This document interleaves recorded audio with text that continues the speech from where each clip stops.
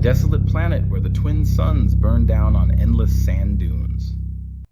In Mos Espa, a young Anakin Skywalker, no older than 9, wakes in a cold sweat.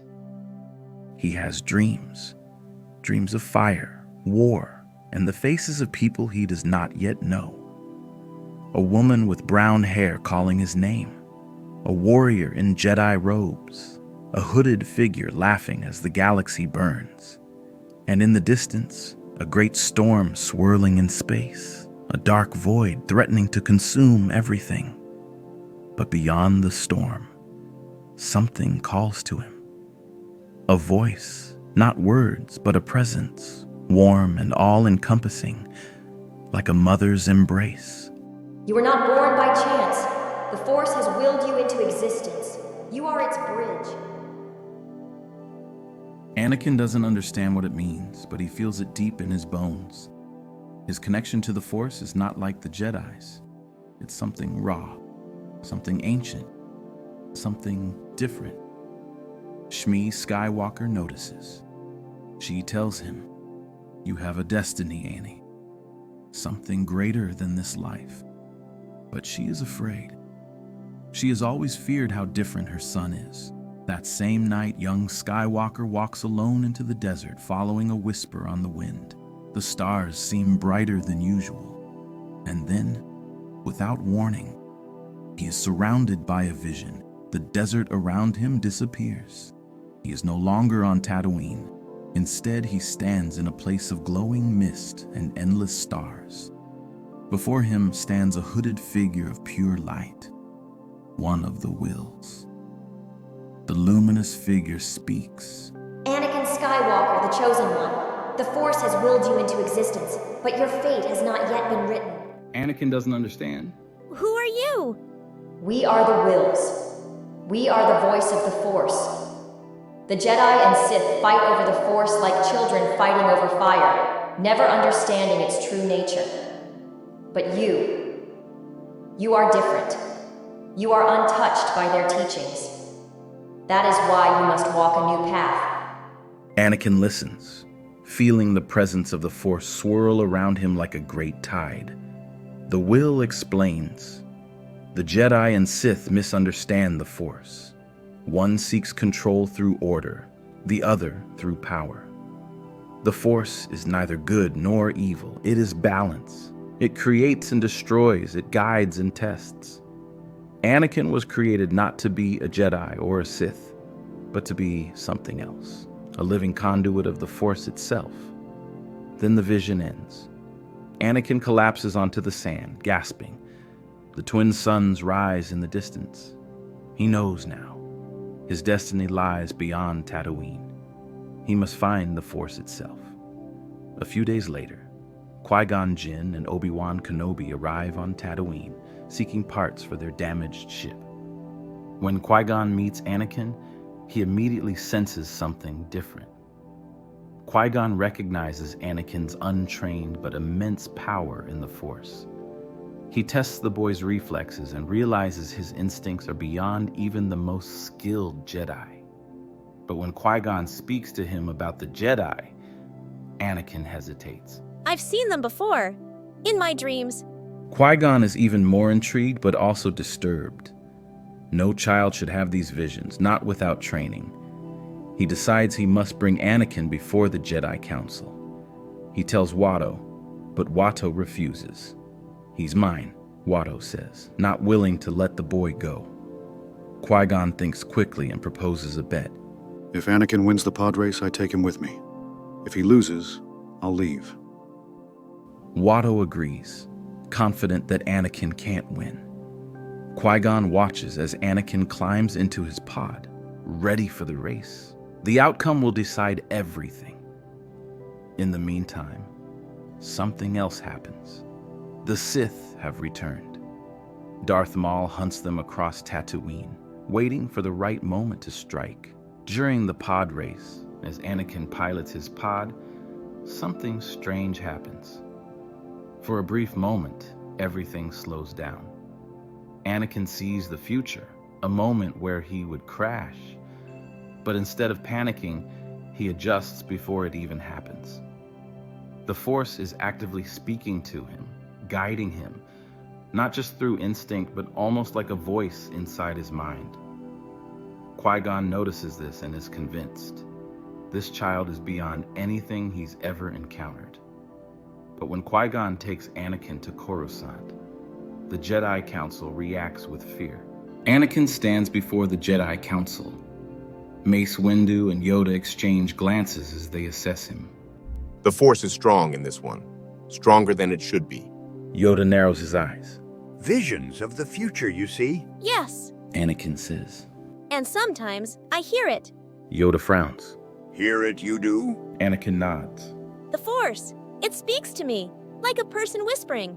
It shows me things, sometimes before they happen, sometimes after. The Jedi are uneasy. Visions of the future are one thing, but to hear the Force as if it were a conscious being, that is something unnatural. Qui-Gon argues passionately. This boy is the chosen one. The Force acts through him like no one before. If we do not train him... But Mace Windu and the others refuse. No.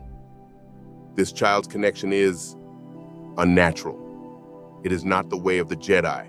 Qui-Gon is furious. He threatens to train Anakin himself, but before he can act, he is called away to Naboo, where the conflict with the Trade Federation reaches its peak. Anakin is left behind, confused and rejected. He was told the Jedi would guide him, but they fear him instead. And then, the voice returns. The Jedi have abandoned you, but you do not need them. Come, and I will show you the true way. Anakin feels the Force calling him once more. He is done waiting. He sneaks out of the Jedi Temple that night, following a pull in the Force he cannot resist. Anakin's journey takes him far from Coruscant, into the unknown regions. Guided by visions and whispers, he finds himself drawn to a planet unlike any other, a place of pure Force energy. He lands on Mortis, the legendary realm of the Force.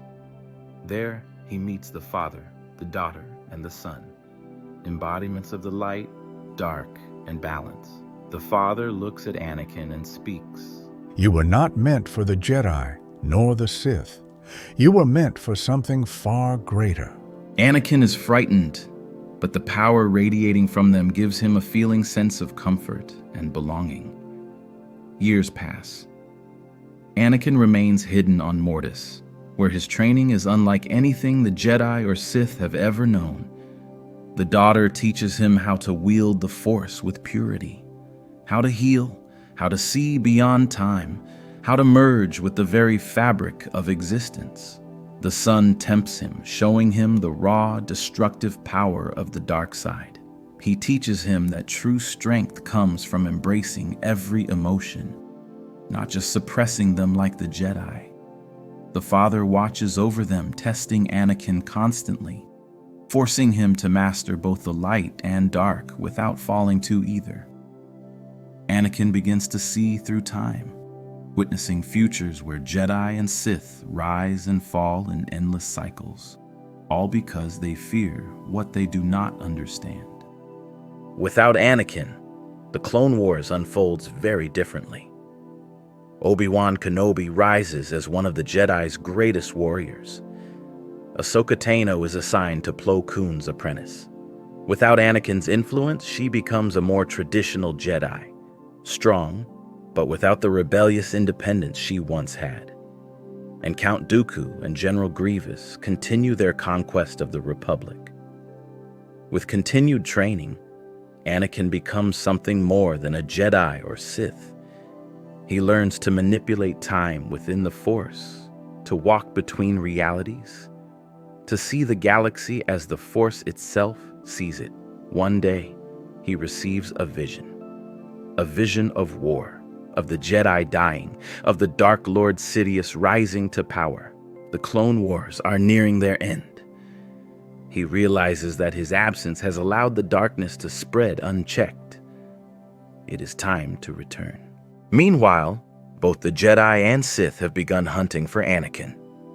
Obi-Wan Kenobi has always suspected that Anakin was still out there, and he believes more than ever that Qui-Gon was right about Anakin being the chosen one.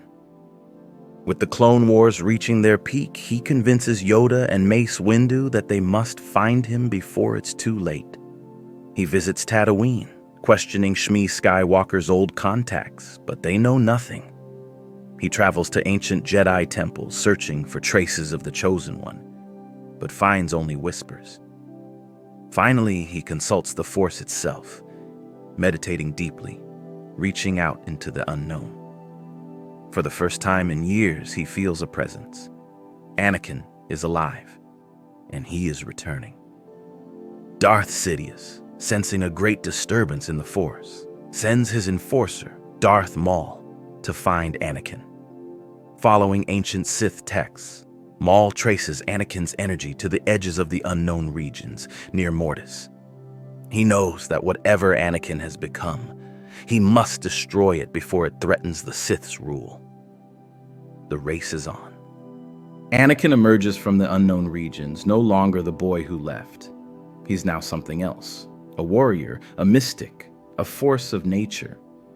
His lightsaber shifts between colors, reflecting his balanced nature. He does not wear Jedi robes. He wears something ancient, resembling the robes of the Celestials. His power is beyond anything the Jedi or Sith have ever seen. His first act is to return to Coruscant as the Chosen One. When he arrives, he finds the Republic on the brink of collapse. The Jedi are weakened, the Sith are growing stronger, and Palpatine is preparing to execute Order 66.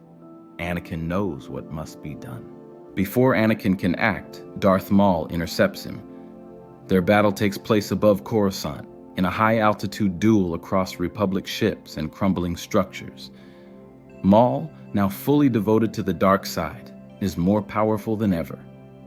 He fights with relentless fury, trying to kill the Chosen One before he can ruin the Sith's plans. Anakin, however, is not fighting to kill. He is fighting to balance. He deflects, redirects, and counters every attack without giving in to aggression.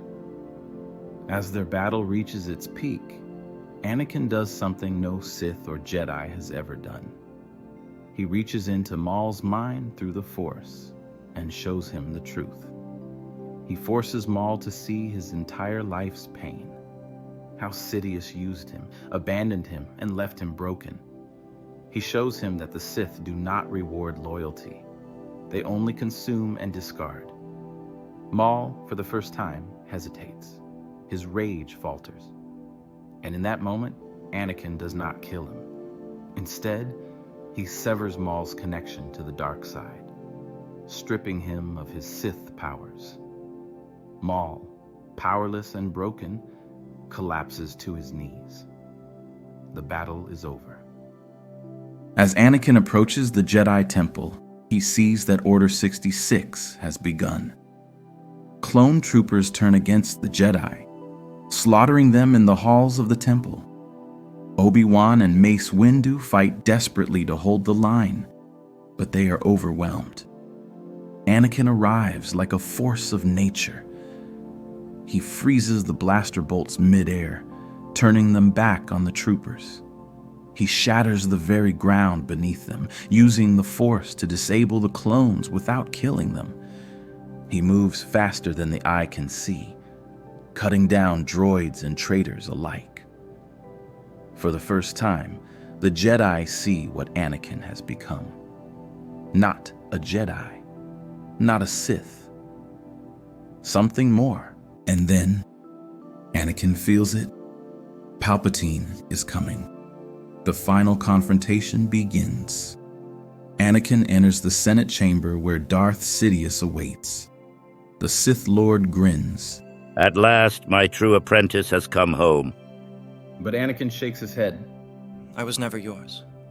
I was never theirs. I am the will of the Force. The battle begins. This is not just a lightsaber duel. It is a battle of pure Force energy. Sidious summons Sith lightning, enough to level a city block. Anakin absorbs it, redirecting it harmlessly into the air. Sidious warps reality, using the dark side to distort space and time. Anakin stabilizes it, countering with a wave of pure balance. For the first time in his life, Sidious is afraid. He realizes that he is not fighting a Jedi or a Sith. He is fighting the Force itself, embodied in Anakin Skywalker. In his final desperate act, Sidious unleashes his ultimate power, a storm of dark side energy meant to consume everything. Anakin steps forward, unafraid. He reaches out and undoes Sidious's power at its core. He strips Palpatine of his connection to the dark side, just as he did to Maul. Sidious now, an ordinary man, collapses. The Sith are defeated. With Sidious defeated, the galaxy is now nearing transformation. The Clone Wars end overnight, and without Sidious controlling both sides, the Separatists falter. The Jedi, battered but alive, try to regroup, but they are no longer the galaxy's only Force wielders. The Republic, leaderless and in chaos, looks to the Jedi for guidance, but Anakin does not celebrate. Standing over Sidious's powerless form, he feels something deeper. The Force is still in turmoil. The galaxy is not healed yet. Then he hears a voice. You have defeated the Sith, but their shadow still lingers. The Jedi Order too must change, or fall once more. It is the father of Mortis appearing before him in the Force. Anakin understands. His role is not just to defeat the Sith, but to reshape the galaxy's entire understanding of the Force. The Jedi Council, now led by Yoda, Mace Windu, and Obi-Wan, calls for Anakin. They expect him to return to them, to take his place as a Jedi Master. But when Anakin arrives at the temple, he speaks only one sentence. The Jedi Order must end. The room erupts in protest. Mace Windu refuses. Without the Jedi, the galaxy will fall to darkness again. Yoda's silent deep in thought.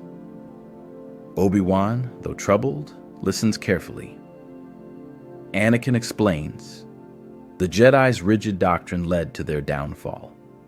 By suppressing emotion, they made themselves blind to the dark side's return. The Sith are proof of this failure. They exist because the Jedi refuse to acknowledge the full truth of the Force. The Force is not meant to be divided into light and dark, into Jedi and Sith. It is meant to be whole. I have seen beyond the Order. I have walked the path of the Force itself, and I will not rebuild what was always destined to fail. A split forms. Some Jedi, including Obi-Wan and Ahsoka, begin to question the Order's traditions. Others, like Windu, refuse to accept this radical change. The Jedi Order is fracturing. Anakin leaves Coruscant.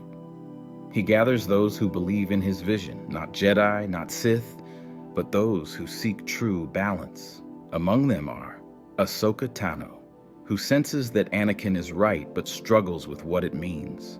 Quinlan Vos, a rogue Jedi who never fully fit within the Order. Barriss Offee, who once opposed the Jedi and now sees a chance for real change. Darth Maul, stripped of his Sith power but now searching for meaning. They travel across the galaxy, seeking out ancient Force knowledge. On Jedha, they study the teachings of the Guardians of the Wills. On Dathomir, they learn from the Night Sisters, discovering the hidden mysteries of the Force. On Ahch-To, they find the first Jedi texts, proving that the original Jedi were not bound by rigid codes, but by a deep understanding of the Force as a whole. From these teachings, Anakin forms something new, not an order, but a way of life. They call themselves the Way of the Force. Their philosophy is simple.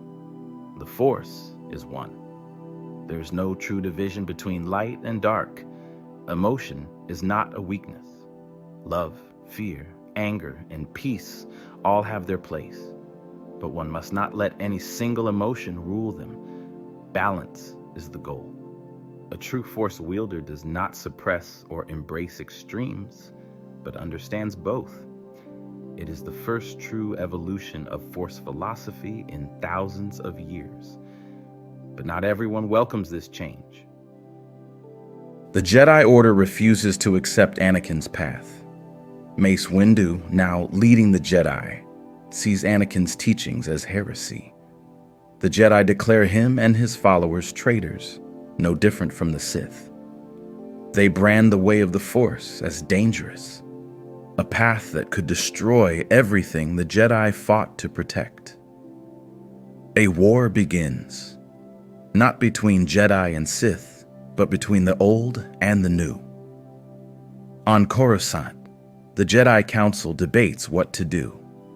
Yoda, troubled, speaks to Anakin one last time. A future, you see, different from ours. Perhaps true it is. Yoda, in his wisdom, refuses to fight.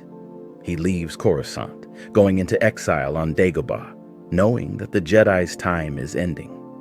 But Mace Windu and his followers refuse to yield. In a final confrontation, Anakin and Mace Windu duel. They fight not as enemies, but as two men who see the Force differently. The battle is fierce, but Anakin refuses to kill. Instead, he disarms Windu, showing that his strength does not come from dominance, but from understanding. Defeated, Windu sees the truth. He realizes that the Jedi have become just as rigid and blind as the Sith once were. He bows his head in shame. The Jedi Order is no more. With the Sith gone and the Jedi disbanded, a new era begins. The Republic is reformed as a true democracy, free from manipulation by Jedi or Sith. The clones, now freed from their programming, choose their own paths, many becoming protectors of peace, not warriors of war. And the galaxy enters an age of exploration, where the true nature of the Force is finally understood. Anakin does not claim power. He does not become emperor or grand master. Instead, he and his followers disappear into the stars, spreading the way of the Force throughout the galaxy. One day, long after he is gone, legends will whisper of the Chosen One, not as a Jedi, not as a Sith, but as the one who finally brought balance to the Force.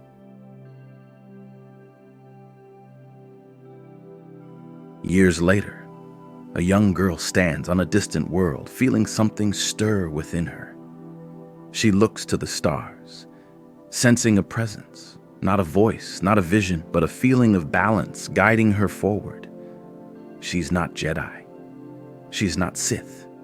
She's something new. And so, the cycle begins again. But this time, the Force is finally whole.